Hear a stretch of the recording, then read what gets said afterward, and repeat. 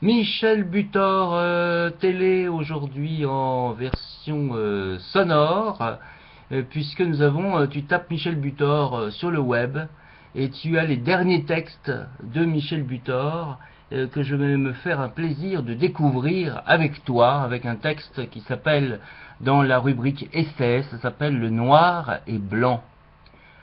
Quoi de plus séduisant qu'une photographie en couleur? On en fait de si belles.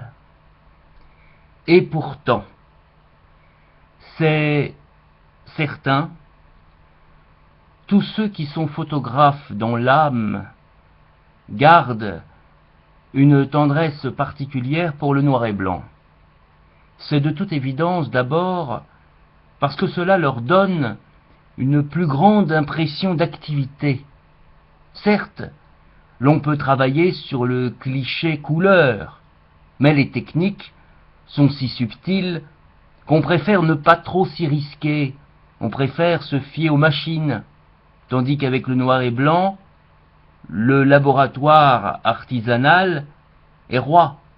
Le photographe y mijote son tirage, comme un graveur ou un cuisinier.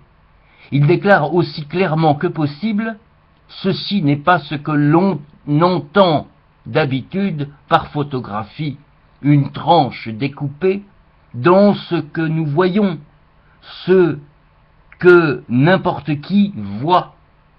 Certes, n'importe qui peut appuyer sur le bouton, plouc, provoquer le déclic, mais le résultat, dans le noir et blanc, c'est un autre monde, et c'est évidemment cet autre monde qui fascine le photographe. C'est une traduction qui certes désigne puissamment son original. La plupart du temps, nous ne mettons pas en doute ce qui nous est ainsi représenté, mais dans le processus de traduction, il y a d'infinies possibilités d'intervention. Dans la photographie en couleur, même développée, tirée mécaniquement, il y a certes le choix, le cadrage, et le génie s'y manifeste. Mais dans le noir et blanc, il y a en plus cette élimination de la couleur, ou plutôt sa transposition. L'œil, ici, doit savoir transformer l'arc-en-ciel en un ensemble de gris qui nous donne l'impression d'être encore plus varié. Comment faire pour que rien, ou presque, de cette fabuleuse richesse ne soit perdu? Quelle attention faut-il au grain, aux matières, à tout ce qui va permettre aux différentes plages de l'image de contraster différemment?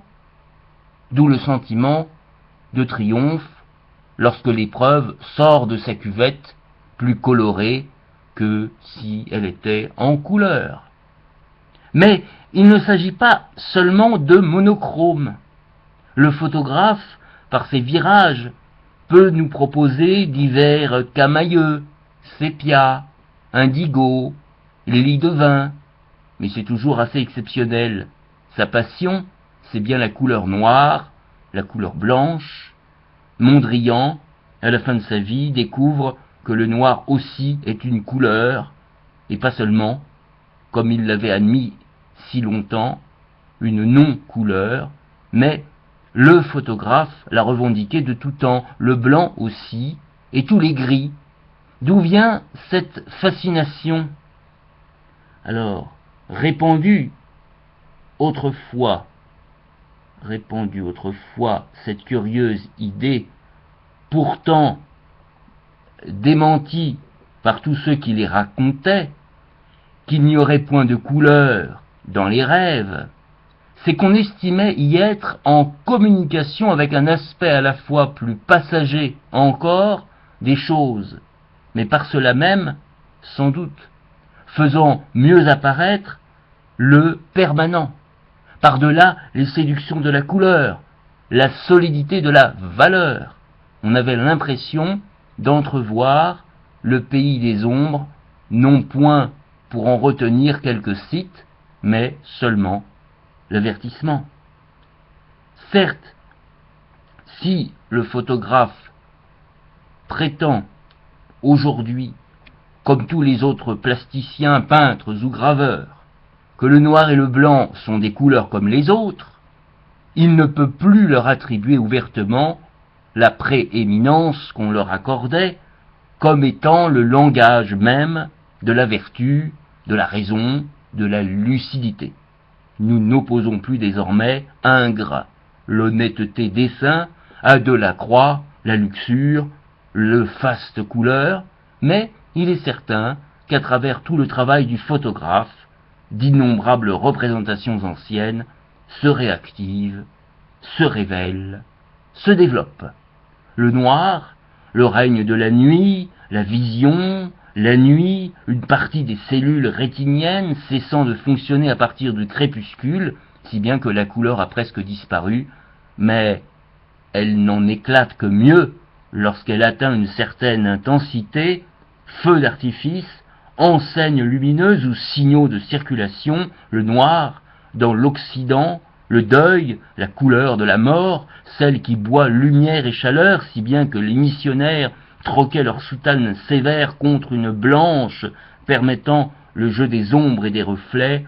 Aujourd'hui, les trous noirs, l'avarice, ce qui absorbe sans rendre, mais qui sait, le grand creuset, le retour à la matière première des alchimistes, ce à partir de quoi tout peut renaître et parler.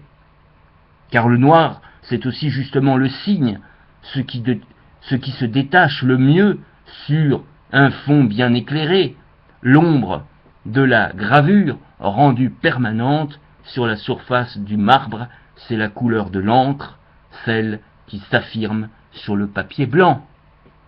Quant à la blancheur, si c'est d'abord ce qui défend le papier vierge, et je ne puis m'empêcher d'entendre cet adjectif transparaître sous l'autre dès qu'on me parle de papier vierge, et ces vierges, comment ne pas les identifier à celles qui fustigèrent Adam et Ève, chassés du jardin d'Éden.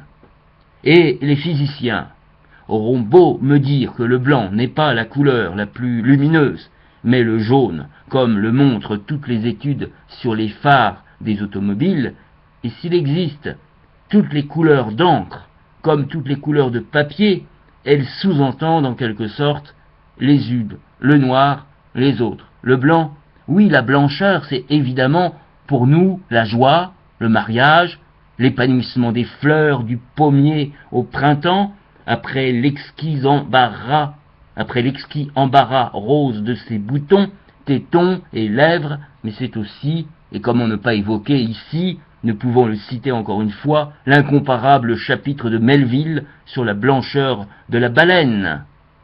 Évidemment, petite référence, petite note à Moby Dick, si on n'avait pas compris. La moisissure, la pâleur, les ossements, les fantômes, le deuil oriental, donc le deuil encore, le noir sur blanc, c'est deuil sur deuil, la négation, le renversement, le négatif et l'affirmation en quoi celui-ci se transfigure inépuisablement. Le noir et blanc, c'est dans le royaume de la photographie le domaine de la méditation sur la mort et l'écriture. Dans leur laboratoire, les héritiers de Niepce, voyageurs aux sources mêmes de la lumière, comme l'alchimiste ancien prétendait reproduire dans son Athanor, A-T-H-A-N-O-R, et même accomplir toute l'histoire de l'univers. Le photographe, quand il s'enfonce dans la retraite du noir et blanc, s'efforce de remonter en rêve et pensée nocturne jusqu'au Big Bang originel et au-delà, met à l'épreuve les théories des physiciens et cherche par ces images arrachées à l'enfer de la lampe rouge cette issue que nous appelons tous, depuis que nos cellules ont commencé à percevoir, à l'intérieur du ventre rouge. Lucinge, 10 avril 1990, c'était donc un sujet sur le noir et blanc pour H.P. Gassner, donc de Michel Butor, ici en version, on va dire, français langue étrangère, version lente, spéciale pour nos amis de Facebook, consacrée donc à l'œuvre de Michel Butor, et qui s'appelle, histoire de... Alors, attends, je vais aller jusqu'en haut.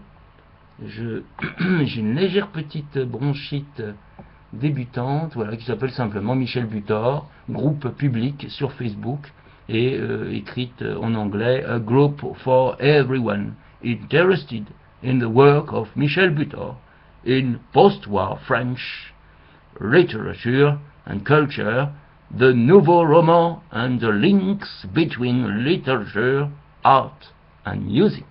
Voilà, et là, donc, nous avons 41 membres. J'espère que cette version sonore, ça leur plaira. Et donc, voilà, c'était ici Chamroux, en version Chamroux, Cham. À bientôt pour d'autres aventures butoriennes.